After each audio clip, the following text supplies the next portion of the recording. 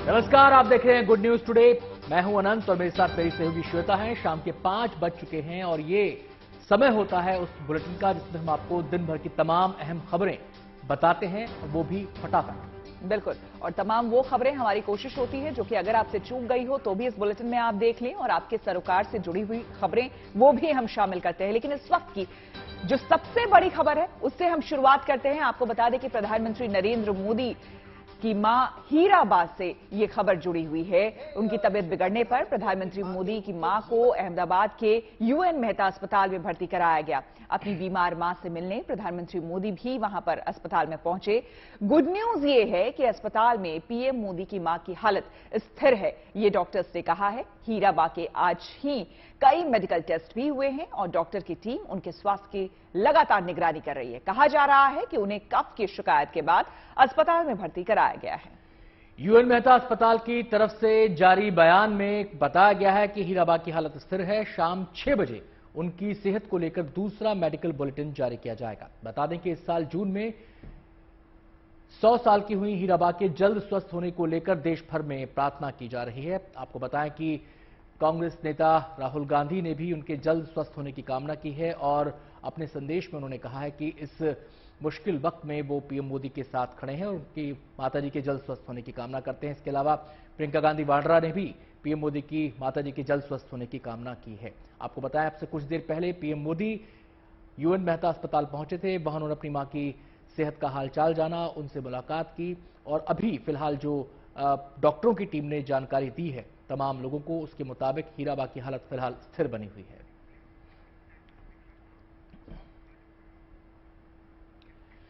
प्रधानमंत्री नरेंद्र मोदी की मां के अस्पताल में भर्ती होने के बाद हर तरफ से उनकी सेहत को लेकर दुआएं की जा रही हैं। कांग्रेस के पूर्व अध्यक्ष राहुल गांधी ने प्रधानमंत्री नरेंद्र मोदी की मां हीराबा के जल्द स्वस्थ होने की कामना की है। राहुल गांधी ने पीएम मोदी की मां की सेहत को लेकर ट्वीट किया है, जिसमें उन्होंने लिखा है कि एक मां और बेटे के बीच का प्यार अनंत और अनमोल होता है। मोदी जी, इस कठिन समय में मेरा प्यार और समर्थन आपके साथ है और मैं आशा करता हूं कि आपकी माताजी जल्द से जल्द स्वस्थ हो जाएंगी। आपको बता दें कि राहुल गांधी के अलावा प्रियंका गांधी वाड्रा ने भी पीएम मोदी की मां की जल्द स्वास्थ्य होने की उनकी कामना की। प्रियंका गांधी ने अपने ट्वीट में लिखा कि प्रधानमंत्री नरेंद्र मोदी जी की माता जी के स्वस्थ होने का समाचार प्राप्त हुआ। इस घड़ी में हम सब उनके साथ हैं। मैं ईश्वर से प्रार्थना करती हूं कि उन्हें जल्द स्वास्थ्य लाभ मिले। तो राहुल गांधी, प्रियंका गांधी और तमाम नेता जो हैं इस वक्त प्रधानमंत्री नरेंद्र मोदी की माताजी के स्वस्थ होने की कामना कर रहे हैं। और अच्छी खबर सामने आई है कि फिलहाल उनकी मां यानी कि हीराबा जो है, उनकी तबीयत जो है वो स्थिर बताई जा रही है। प्रधानमंत्री नरेंद्र मोदी की मां की तबीयत खराब होने की जानकारी मिलने के साथ ही यूएन मेहता हॉस्पिटल के बाहर गहमागहमी शुरू हो गई। आपको बता दें, मुख्यमंत्री भूपेंद्र पटेल और बीजेपी के कई विधायक और नेता अस्पताल पहुंचने लगे। सब पीएम मोदी की मां के जल्द स्वस्थ होने की प्रार्थना कर रहे हैं। और अच्छी खबर यह है कि हीराबा की सेहत में सुधार हो रहा है। इससे पहले भी हीराबेन स्वास्थ्य जांच के लिए यूएन मेहता अस्पताल में ही आती रही हैं। फिलहाल तमाम जो नेता हैं वहां पर मौजूद हैं, लगातार पीएम मोदी की मां के स्वास्थ्य की जानकारी हासिल कर रहे हैं। और आपको बताएं कि जो मुख्यमंत्री हैं गुजरात के भूपेंद्र पटेल, इसके अलावा बीजेपी के कई विधायक भी यूएन मेहता अस्पताल पहुंचे, जहां पर उन्होंने पीएम मोदी की माताजी का हालचाल जाना।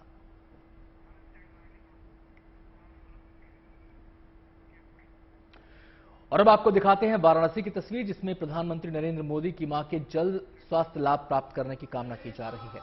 यहां काशी के विद्वानों ने महामृत्युंजय पाठ का जप किया है। आपको बता दें कि 80 घाट स्थित शिवालय में महामृत्युंजय पाठ का जाप किया गया। 11 ब्राह्मणों ने 11 मंत्रों का जाप कर जल्द उनके स्वस्थ होने की कामना की। महामृत्युंजय का जाप लगातार किया जाता है और बाकायदा यहां पर प्रण लेकर महामृत्युंजय का जाप शुरू किया जाता है, ताकि जिस किसी के लिए भी ये जाप किया जा रहा है वो जल्द से जल्द जो कठिनाई है, जिस परिस्थिति में है, उससे वो बाहर निकले और स्वस्थ हो जाए।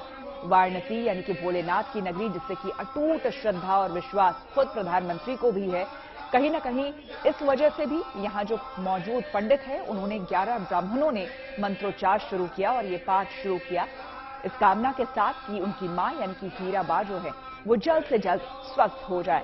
और शायद ये कहीं ना कहीं असर भी दिखा रहा है, क्योंकि अभी तक जो मेडिकल बुलेटिन जारी किया गया है उसमें बताया जा रहा है कि हीराबा की तबीयत स्थिर है फिलहाल।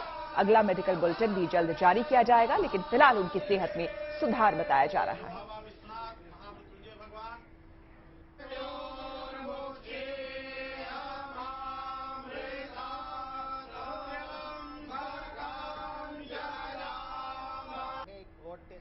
और सीधे आपको लिए चलते हैं अहमदाबाद, जहां से हमारी संवाददाता गोपी घांगर हमारे साथ जुड़ गई हैं। गोपी, फिलहाल क्या जानकारी मिल पा रही है, ये बताइए। अगला जो मेडिकल बुलेटिन है वो कब आएगा, और इस वक्त हीराबा की सेहत के बारे में क्या डॉक्टर्स ने बताया?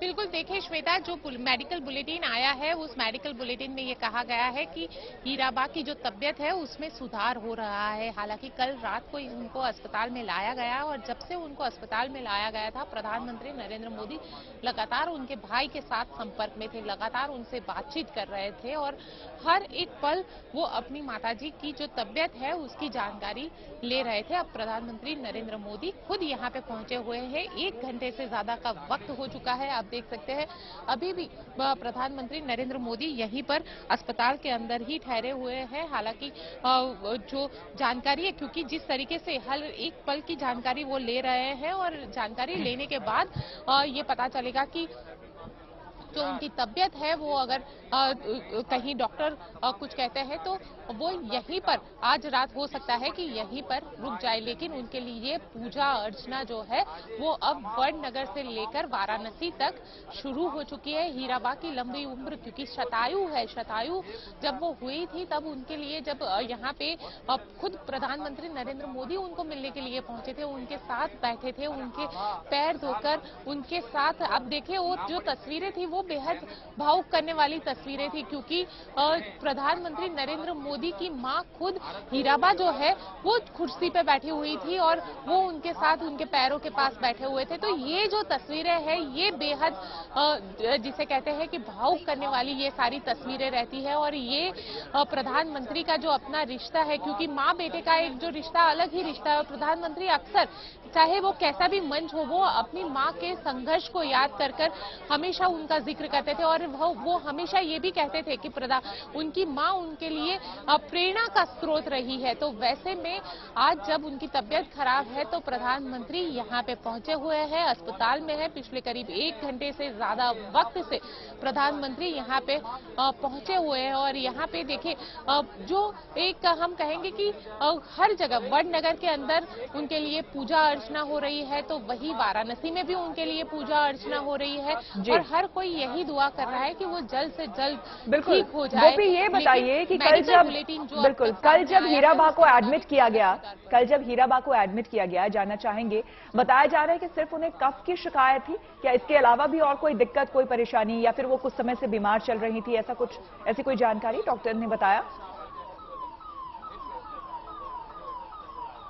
देखिए उनकी वो 100 साल की उम्र में भी बेहद स्वस्थ थी। उनको कफ की वजह से उनको कफ की शिकायत है, और कफ की शिकायत की वजह से उनको सांस लेने में दिक्कत हो रही थी, जिसके बाद उनको यहाँ पे एडमिट किया गया।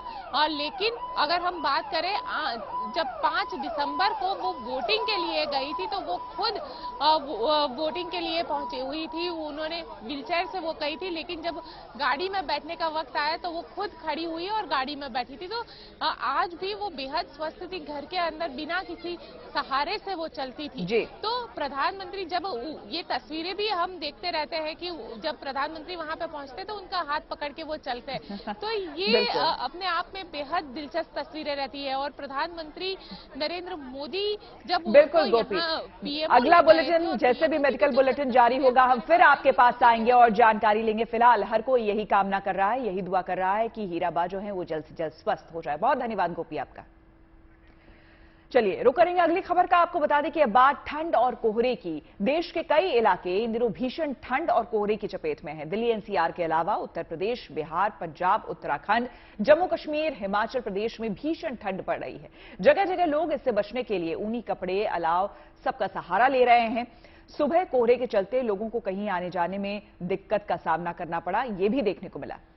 कोहरे में खासकर गाड़ी चलाने में बेहद सावधान रहने की जरूरत है, क्योंकि विजिबिलिटी काफी कम होने से जरा सी भी लापरवाही भारी पड़ सकती है। देश की राजधानी दिल्ली में कोहरे के चलते उड़ानों पर भी खासा असर पड़ रहा है। कोहरे की वजह से यहां 100 उड़ानों में देरी हुई है। जबकि 2 फ्लाइट्स को डायवर्ट करना पड़ा है। फ्लाइट जो है मतलब कोहरे की वजह से लेट हो चुकी है तकरीबन 2 घंटे। ज़्यादा वजह तो धुंध का ही है, कोहरा बहुत पड़ गया है इसलिए लेट हो रहा है। सभी फ्लाइट लेट है, कोई एक नहीं है, सभी की सभी लेट आ रहे हैं स्क्रीन पर। और ठंड काफी हो रही है, सुबह सुबह के टाइम आना मुश्किल हो जाता है। बहुत ठंडा भी है और हाथ गोर भी काम नहीं कर रहा है। ड्यूटी तो करना पड़ेगा ना, पेट के चलते बहुत कुछ आदमी को करना पड़ता है। तो पिछले 2-3 दिनों से जो मैं देख रहा हूँ वो कोहरा भी और वो ठंड भी, बाइक चलाते हुए पूरा पैक होके जाना पड़ता है। रुख करते हैं उत्तराखंड का। उत्तराखंड के चमोली में कुदरत का अनोखा रंग दिखाई दे रहा है। यहां लगातार लुढ़कते पारे के कारण पहाड़ पर पानी की बूंदें जमकर बर्फ में तब्दील हो चुकी हैं। ये तस्वीरें ऐसी हैं कि हर किसी को अपनी ओर आकर्षित कर सकती हैं। इस बीच तापमान यहां -8 से -9 डिग्री तक लुढ़क रहा है।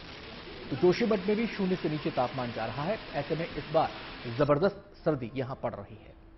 आपको बता दें, हालांकि अभी तक चमोली के तापमान ऊंचाई वाली जगहों पर बर्फबारी नहीं हुई है और ना ही बारिश यहां हुई है, लेकिन पाला इस बार कुछ ज्यादा ही परेशान कर रहा है। ठंड से बचाव के लिए जोशीमठ के अलग अलग सार्वजनिक स्थानों में राहगीरों के लिए अलाव की व्यवस्था की गई है। ठंड के कारण सुबह के समय लोग 9 बजे से पहले घरों के बाहर नहीं निकल रहे हैं, वहीं शाम के समय लोग अलाव का सहारा ले रहे हैं। लेकिन हैरानी की बात यह है कि इतनी ठंड के बावजूद पर्यटकों का आना लगातार जारी है। और अब बात नए साल से पहले हिल स्टेशंस पर उमड़ी जबरदस्त भीड़ की कर लेते हैं। हिमाचल प्रदेश और उत्तराखंड के तमाम हिल स्टेशंस पर लोगों की भारी भीड़ देखी जा रही है। सड़कों पर जाम है तो हिल स्टेशनों पर लोगों का हुजूम उमड़ रहा है। हिमाचल प्रदेश की सरकार ने सैलानियों की सहूलियत को लेकर 2 जनवरी तक राज्य में सभी रेस्तरां, ढाबे सब खुले रखने का ऐलान किया है। खासकर शिमला में नए साल को लेकर बड़ी तैयारी है। इस पर आपको अपने संवाददाता मंजीत सहगल की रिपोर्ट दिखाते हैं।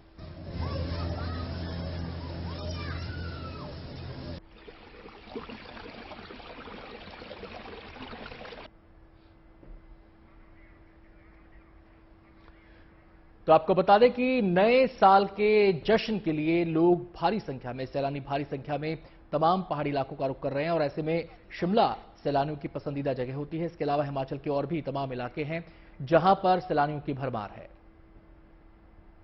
नए साल की खुशियां मनाने के लिए बहुत सारे लोग, पर्यटक, सैलानी देश के कई हिस्सों से उमड़े हुए हैं। इस वक्त हम लोग शिमला के ऐतिहासिक रिज मैदान में हैं।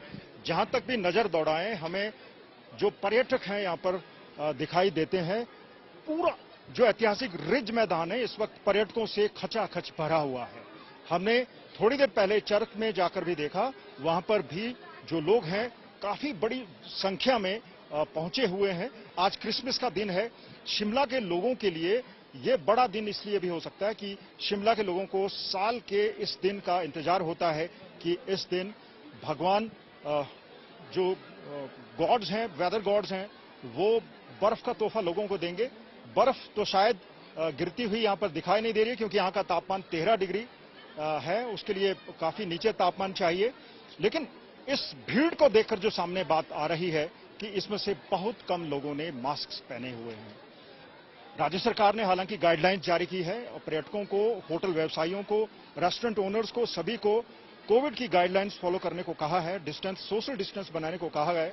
लेकिन लगता है शिमला के इस ऐतिहासिक रिज मैदान में जितने भी लोग मौजूद हैं, इनमें से बहुत कम संख्या में लोग मास्क पहने हुए हैं। प्रिकॉशंस ले रहे हैं, लोग मास्क के साथ घूमने निकले हुए हैं, लेकिन ज्यादातर संख्या में लोग बिना मास्क के घूम रहे हैं, यानी खतरा मोल रहे हैं।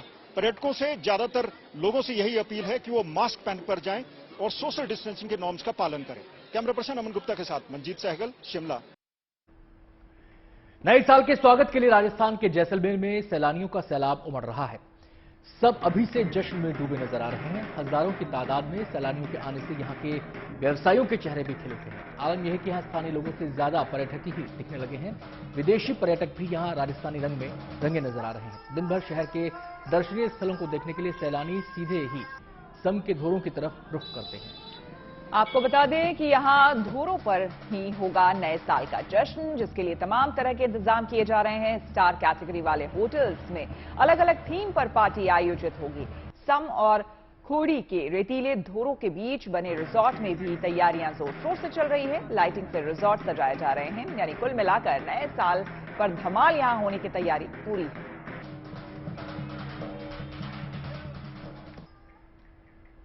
आपको बता दें कि जैसलमेर में बड़ी संख्या में पर्यटक आते रहते हैं, जिनके लिए एक अच्छी खबर है। अब यहां पर एयर एडवेंचर का लुत्फ भी वो उठा सकेंगे। यहां एयर एडवेंचर राइड का आज सम के रेतीले धोरों पर विधिवत शुरुआत हो गई है। जाहिर है जैसलमेर में अब देसी विदेशी सैलानी हेलीकॉप्टर जॉय राइड का आनंद ले सकेंगे, जिससे कि यहां के पर्यटन को अब एक नई पहचान मिलेगी। राजस्थान पर्यटन विकास निगम की तरफ से निजी एयरलाइंस कंपनी एवन के जरिए समढाणी जैसलमेर से प्रयोग के तौर पर इस सेवा की शुरुआत की गई है। हेलीकॉप्टर जॉय राइड के लिए न्यूनतम टिकट दर 7,000 रुपये प्रति पर्यटक रखी गई है। रोजाना 40 उड़ानों के जरिए करीब 200 पर्यटक जॉय राइड का लुत्फ उठा सकेंगे।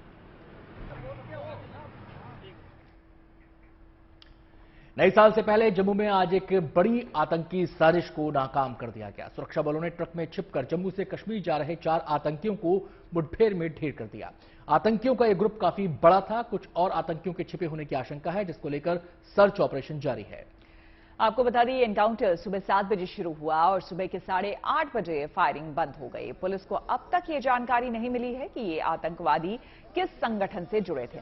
फरार हुए ट्रक ड्राइवर को पकड़ने के लिए तलाशी अभियान चलाया जा रहा है। ड्राइवर कई खुलासे कर सकता है। फिलहाल पुलिस सारे पहलुओं पर जांच कर रही है। साथ ही ये आतंकी किस संगठन से जुड़े थे और कहां से आए और किस मकसद से ट्रक में छिपकर जा रहे थे, इन सारे सवालों के जवाब पुलिस फिलहाल ढूंढ रही है।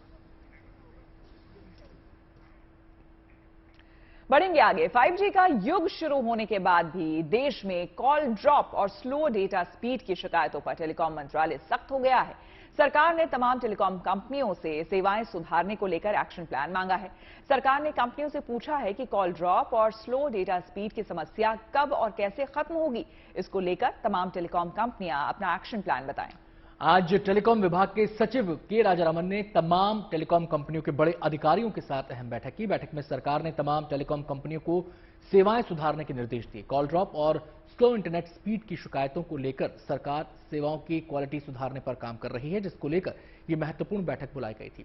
सरकार के दिशा निर्देशों के अनुसार तमाम टेलीकॉम कंपनियों को कदम उठाने होंगे, जिससे कॉल ड्रॉप की समस्या खत्म हो जाए और स्लो डेटा स्पीड से छुटकारा मिले। सड़क परिवहन मंत्रालय ने नए नियमों की अधिसूचना जारी कर दी है। मंत्रालय ने डीलर के जरिए गाड़ियों की बिक्री खरीद में पारदर्शिता लाने के लिए नए नियम बनाए हैं। नए नियमों से सही डीलर और गाड़ी की पहचान आसान होगी। साथ ही चोरी की गाड़ियों को फर्जी तरीके से खरीद बिक्री पर लगाम लगाने में सहायता मिलेगी। इसके जरिए प्री ओन कार्स मार्केट के रेगुलेशन इकोसिस्टम को सुदृढ़ करने की कोशिश की जा रही है। फायदा यह होगा कि सेकेंड हैंड गाड़ी खरीद बिक्री से जुड़े डीलर को सत्यापित करने के लिए सर्टिफिकेट जारी किया जाएगा, ताकि लोगों को किसी भी तरह के फर्जीवाड़े से बचाया जा सके। अब गाड़ी इलेक्ट्रॉनिक ट्रिप रजिस्टर अनिवार्य होगा। इससे गाड़ी के माइलेज, ड्राइव, उपयोग संबंधी सभी डिटेल्स जांची जा सकेगी। इसके लिए केंद्रीय मोटर वाहन रूल 1989 के चैप्टर 3 में बदलाव किया गया है। नए नियम 1 अप्रैल 2023 से लागू होंगे।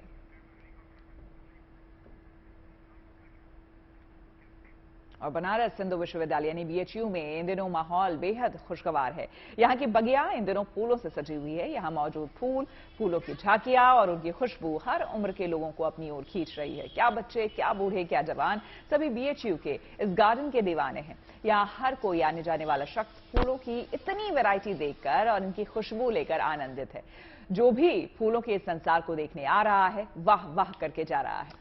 फूलों की प्रदर्शनी हर साल यहां पंडित मदन मोहन मालवीय की याद में लगाई जाती है। इस साल मौका मालवीय जी की जन्म शताब्दी का था, तो ये प्रदर्शनी आकर्षण का केंद्र बनी हुई है। पिछले 2 साल से कोरोना के चलते फूलों की बगिया सुनसान रही। इस बार जब इस प्रदर्शनी का आयोजन हुआ तो शहर इसके रंग में रंग गया।